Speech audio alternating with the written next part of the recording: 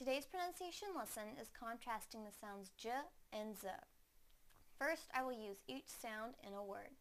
Then I will put the words into a sentence so that you can hear them together with contextual clues. Please listen closely to the differences in the sounds.